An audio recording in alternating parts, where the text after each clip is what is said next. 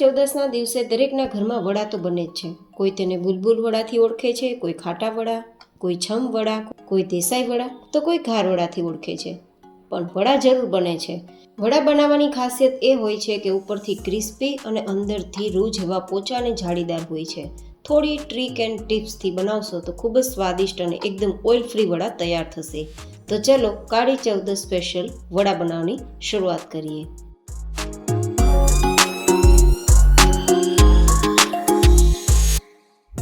તો જેમના માટે આપણે અહીંયા તૈયાર લોટ લેશું. તમે દાળને પલાળીને પછી ઉપયોગમાં લઈ શકો છો. તો હું અહીંયા લોટનો ઉપયોગ કરું છું, તો લોટને પહેલાં ચાળીને ઉપયોગમાં લઈશ. તો અહીંયા 1 કપથી હું 1 કપ જેટલો અડદની દાળનો કરકરો લોટ લઉં છું.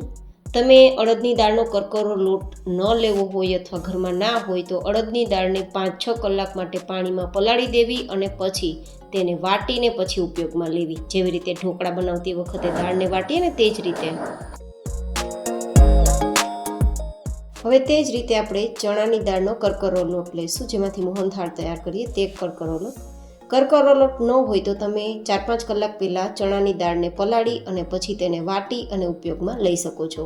પણ આ રીતે રેડીમેડ લોટ પણ મળી જશે અને બિના ઝંઝટ તમે આ વડા તૈયાર કરી શકશો, એ પણ ફટાફટ. ખાસ કરીને આ લોટ તમે ઘરે મિક્સરમાં દળવા હોય તો પણ તમે દળી શકો છો અને આ રીતે ચાળીને ઉપયોગમાં લઈ શકો છો. હવે હું અહીંયા 2 કપ જેટલો જુવારનો લોટ લઉં છું. જુવારનો લોટ પણ માર્કેટમાં તમને મળી જશે અને એકવાર ચાળી લેશું. ઘણા લોકો જુવારના લોટની જગ્યાએ બાજરાનો લોટ ઉમેરે છે અને મેં અહીંયા જુવારનો લોટ ઉમેર્યો છે. તમે વડા બનાવતી વખતે કયા લોટનો ઉપયોગ કરો છો તે મને કોમેન્ટમાં જરૂર બતાવજો, કારણ કે દરેક જગ્યાએ અલગ અલગ રીતે વડા તૈયાર થતા હોય છે, પણ મેન તે અડદની દાળમાંથી તૈયાર થતા હોય છે. હવે આપણે અહીંયા 1 કપ જેટલો ઘઉંનો કરકરો લોટ, જેમાંથી ભાખરી બનાવીએ, લાપસી કે લાડવા બનાવીએ તે લોટ લીધો છે, તે પણ આપણે ચાળી લેશું.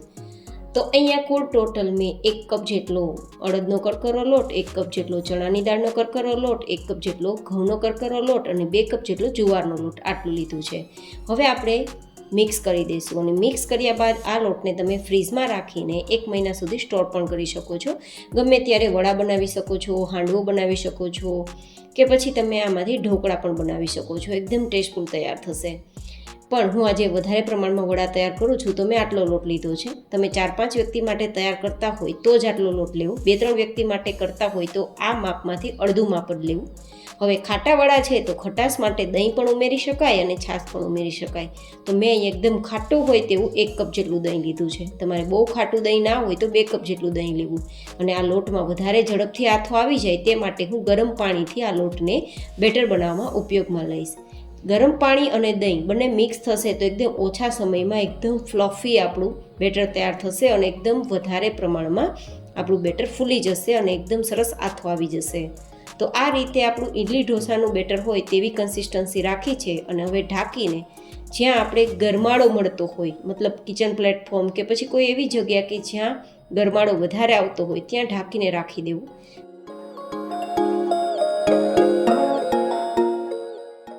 ચાર 5 કલાકમાં જ આથો આવી જશે, પણ મેં આજે વધારે સમય હોવાના કારણે 10 કલાક આથો આપ્યો છે.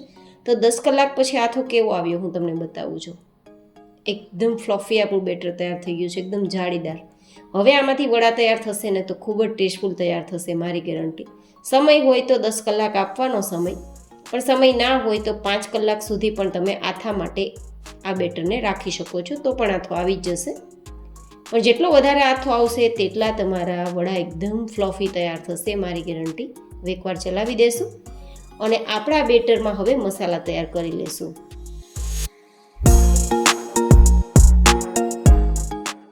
તો મસાલા તૈયાર કરવા માટે એક મિક્સર જાર લીધું છે અને તેમાં આપણે આદુ અને મરચાંની પેસ્ટ વાટવા માટે પહેલાં તો મરચાંના ટુકડા ઉમેરી દઈશું. અહીંયા ટેસ્ટ પ્રમાણે, તીખાસ પ્રમાણે મરચાં અને આદુ ઉમેરી શકો છો, જેથી કોઈ માપ આપતી નથી. અને કદગજરી વાટી લેશું પેસ્ટ. આ પેસ્ટ જે વટાઈ ગઈ છે ને તેને આપણે બેટરમાં ઉમેરી દઈશું. ગાઈઝ, તમે કઈ રીતે વડા તૈયાર કરો છો અને કયા લોટનો ઉપયોગ કરો છો તે મને જરૂર બતાવજો. હું તો આ રીતે બનાવું છું અને ખૂબ જ ટેસ્ટફુલ બને છે. ઓઇલ ફ્રી પણ તૈયાર થાય છે, ફ્લફી પણ તૈયાર થાય છે, ઉપરથી ક્રિસ્પી અને અંદરથી જાળીદાર અને ખાવામાં પોચા તૈયાર થાય છે. બસ બેટર બનાવવામાં અને તળતી વખતે થોડું ધ્યાન રાખવું જરૂરી છે, તો એકદમ પરફેક્ટ વડા તૈયાર થશે. હવે થોડા લીલા ધાણા ઉમેરી દઈશું અને 1 થી 1.5 નાની ચમચી જેટલું નમક ઉમેરીશું. 1/4 ટીસ્પૂન જેટલી હિંગ ઉમેરી દઈશું. અહીંયા હું હળદર કે મરચાંનો પાવડરનો ઉપયોગ નથી કરતી, તમારે કરવો હોય તો હળદર પાવડર કે મરચાં પાવડરનો ઉપયોગ કરી શકો છો. હવે આપણે 1/4 ટીસ્પૂન જેટલા અજમાને આ રીતે હાથથી વાટી અને પછી ઉમેરીશું, કારણ કે આમાં અડદનો લોટ છે ને તો કોઈને પેટમાં ના દુખે તે માટે અજમા ઉમેરેલા છે. જો કે પસંદ ના હોય તો સ્કીપ કરી શકો છો. હવે એકવાર મિક્સ કરી દઈશું અને મિક્સ કર્યા બાદ આપણે આ બેટરને સાઈડમાં રાખી દઈશું. તમે કન્સિસ્ટન્સી જોઈ શકો છો કે આપણે ભજીયા બનાવતી વખતે જે લોટની કન્સિસ્ટન્સી હોય ને તેવી જ રાખી છે. તમને થોડી પાતળી લાગે તો થોડું પાણી ઉમેરી શકો છો, પણ આટલી મને પરફેક્ટ લાગે છે.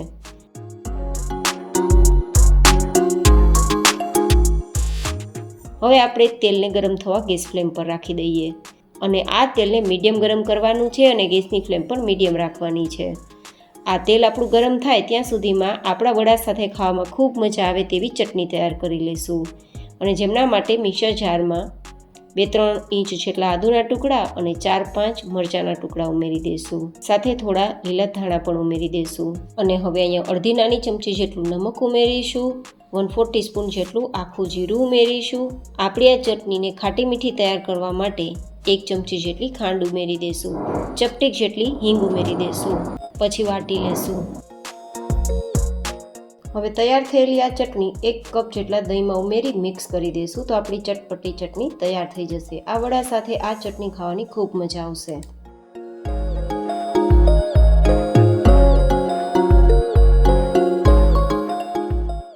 તો હવે તેલ આપણું ગરમ થઈ ગયું છે, તેમાંથી 2-3 ચમચી જેટલું તેલ આપણે બેટરમાં ઉમેરી મિક્સ કરીશું. સાથે 1/4 ટીસ્પૂન જેટલા ખાવાના સોડા ઉમેરી દઈશું અને માથે થોડું પાણી ઉમેરીને મિક્સ કરીશું, જેથી આપણા વડા એકદમ ફ્લફી તૈયાર થાય.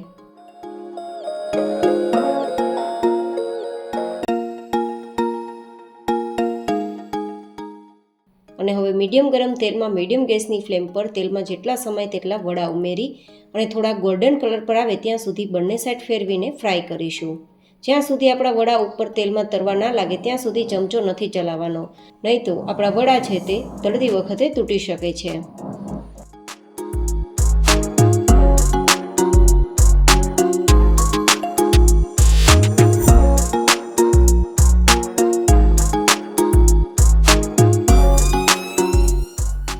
તો તમે જોઈ શકો છો વડા તળાતા જ એકદમ ઓઇલ ફ્રી છે, એકદમ ફ્લફી છે અને ગોલ્ડન કલર પર આવી ગયા છે. તો આ રીતે ચપ્પુથી એકવાર ચેક કરી લેવાનું. ચપ્પુ આપણું ક્લીન આવે છે મતલબ આપણા વડા અંદરથી કૂક થઈ ગયા છે.